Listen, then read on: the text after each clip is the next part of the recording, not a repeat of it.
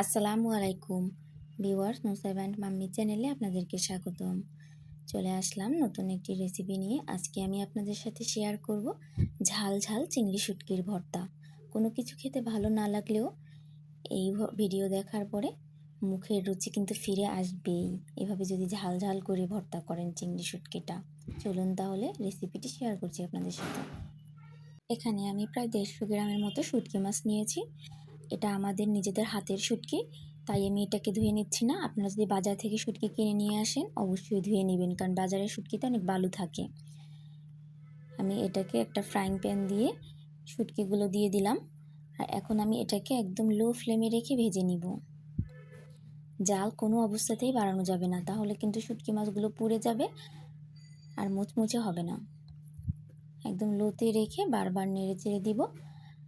শুটকি মাছের কালারটা একটু চেঞ্জ হয়ে আসলে কিন্তু খুব সুন্দর একটা ঘ্রাণ বের হবে, তখনই বুঝতে হবে ভাজা হয়ে গেছে। খুব বেশি ভাজলে কিন্তু পুড়ে যাবে, ঘ্রাণটা থাকবে না। হালকা ভেজে আমি নামিয়ে নিলাম যখনই দেখলাম যে শুটকি মাছগুলো মুচমুচে হয়ে গিয়েছে। এদিকে এরপরে আমি 2 চামচ তেল দিয়ে কয়েকটা শুকনো মরিচ ভেজে নিলাম। ঝালটা আপনারা আপনাদের ইচ্ছা মতো দিবেন। এখানে আমি 1 মুঠ পেঁয়াজ কুচি আর 2টো বড় সাইজের রসুন কেটে নিলাম। এখন এগুলোকেও আমি একটু হালকা ভেজে নিব। কেউ চাইলে কাঁচা পেঁয়াজ আর রসুন দিয়েও কিন্তু ভর্তাটা করতে পারেন, সেটা খেতেও ভালো লাগে। তবে কাঁচা পেঁয়াজ দিলে ভর্তাটা বেশি দিন সংরক্ষণ করা যাবে না। পেঁয়াজ ভাজা শেষ, এগুলোকে নামিয়ে নিলাম। এখন আমি বাটাবাটি করে নিব। দেখতেই পাচ্ছেন আমি যখন চিংড়ি শুটকিগুলো ভেজেছিলাম কী পরিমাণ মুচমুচে হয়েছে।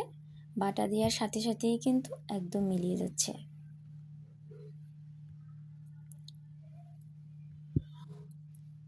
শিলপাটায় বেটে নিলে কিন্তু ভর্তার টেস্ট অনেক গুণ বেড়ে যায়।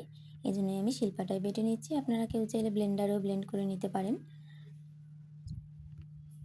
ভাজার সময় যেহেতু খুব সুন্দর মুচমুচে হয়েছিল, তাই এখন সহজেই কিন্তু গুঁড়ো হয়ে যাচ্ছে।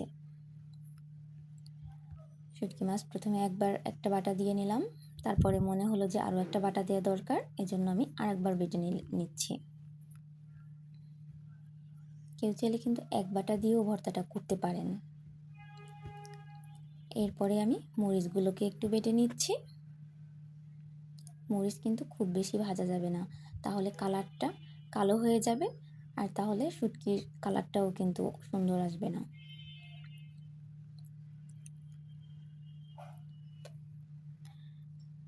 মরিচগুলোকে একটু ভালো করে বেটে নিচ্ছি।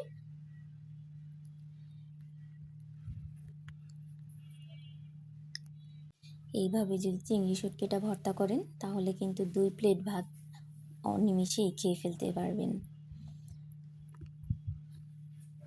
এরপরে আমি রসুন আর পেঁয়াজগুলো দিয়ে দিচ্ছি, এগুলোকেও বেটে নিব।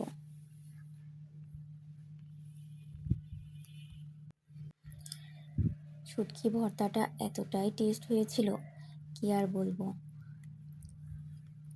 কারো যদি মরিচে হাত জ্বালা পোড়া করে তাহলে কিন্তু আপনারা অবশ্যই চামচ ব্যবহার করবেন। চা চামচ দিয়ে মরিচগুলোকে এভাবে শিলে নিচে দিবেন আর বেটে নেবেন। অনেকেরই আছে শুকনো মরিচে হাত পোড়ায়। সবগুলো বাটাবাটি শেষ, এবার আমি মিলিয়ে নিচ্ছি। শুটকিগুলোকে ভালোভাবে পেঁয়াজ মরিচের সাথে মিলিয়ে আমি আরও একটা বাটা দিয়ে নিব। শেষে সব কিছু মিলিয়ে নিচ্ছি আর কি। ভর্তা বাটাটা শেষ আমার। এবার আবার একটু হাত দিয়ে সব কিছু মিলিয়ে নিচ্ছি। আমি এর ভেতরে একটু সরিষার তেল দিয়ে দিচ্ছি, এতে কিন্তু খুব সুন্দর একটা ফ্লেভার আসবে। দেখতে কিন্তু অনেক লোভনীয় মনে হচ্ছে, আর খেতেও কিন্তু মাশাআল্লাহ সেই টেস্ট হয়েছিল। আপনারা এই ভর্তাটা তৈরি করার পরে এটাকে কিন্তু একটা বক্সে করে নর্মাল ফ্রিজে যদি রেখে দেন তাহলে 1 সপ্তাহ কিংবা 10 দিনের মতো সংরক্ষণ করতে পারবেন। ভিডিওটা দেখার জন্য ধন্যবাদ। আল্লাহ হাফেজ।